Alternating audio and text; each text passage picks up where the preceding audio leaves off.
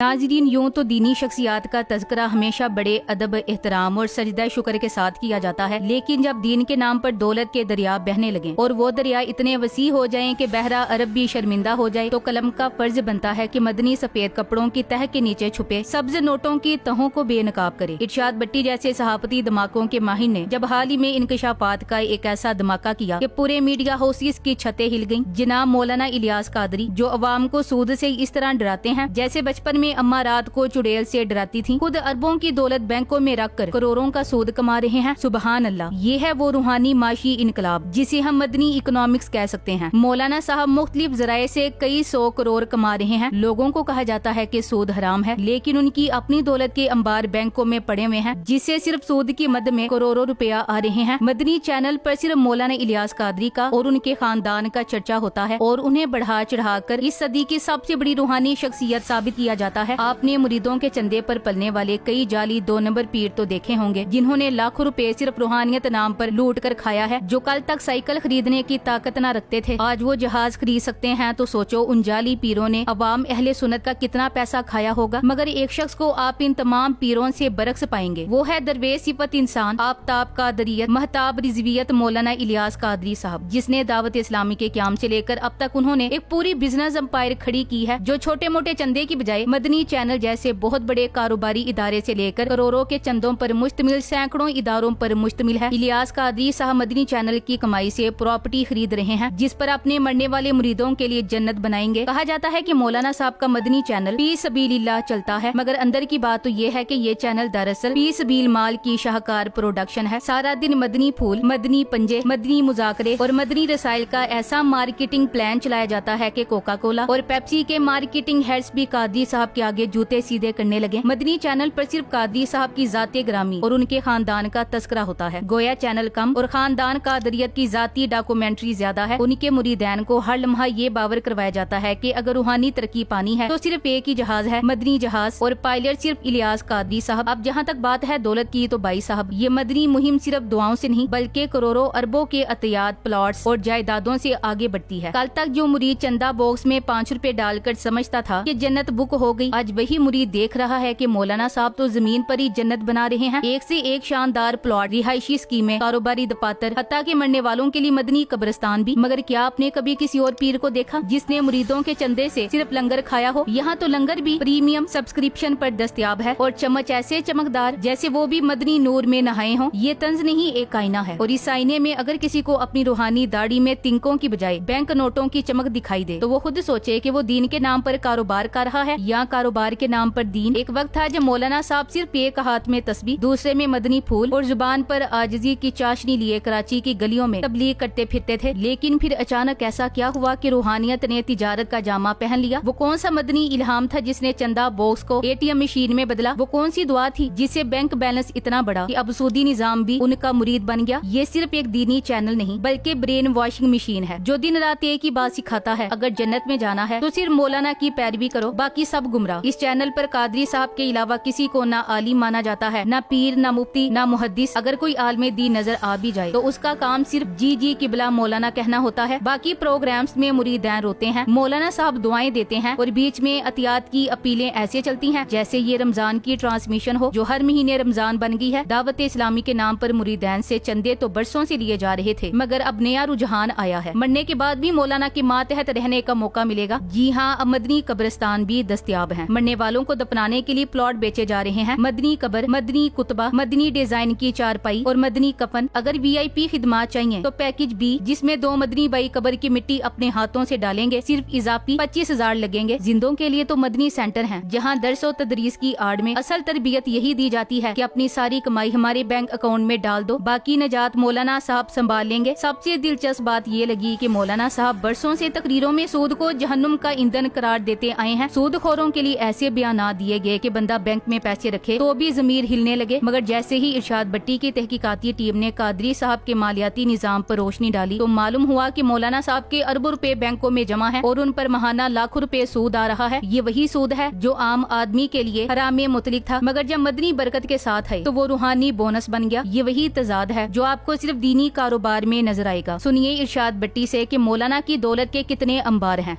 मौलाना इलियास कादरी साहब, फैजान मदीना वाले, मदनी चैनल वाले, तनख्वाहें व दीगर अखराजात 5.25 अरब, 31 करोड़ रुपए staff insurance, 6 crore staff pension, ये मैं आपके इस हौसले लिहाज से ले रहा हूँ। दफ्तर का किराया 24.5 करोड़, पानी बिजली 36 करोड़, टेलीफोन 3.25 करोड़, दफातर मेंटेनेंस 84 करोड़, स्टेशनरी खर्चा 1.5 करोड़, सफरी खराजात 5.25 करोड़, बैंकों से कर्ज लिया 10 करोड़। इन दस्तावेजात के मुताबिक दावत इस्लामी के पास 136 करोड़ मौजूद हैं और सूद और बैंक चार्जेस में 2 सालों में 9.25 करोड़ दिए उन्होंने। मदनी चैनल 6 सैटेलाइट्स पर नशर हो रहा है। चैनल पर सिर्फ एक शख्स और खानदान को नुमाया किया जा रहा है। सवाल जो मुफ्ती अली कुरैशी साहब ने उठाए हैं वो ये है कि ये चंदा खर्च कहाँ किया जाता है, चंदे की रकम सूद में क्यों गई, मदनी चैनल पर क्या दिखाया जाता है, एक शख्स की तशहीर क्यों, जाती तशहीर क्यों इस्लाम की खिदमत ना होने के बराबर है।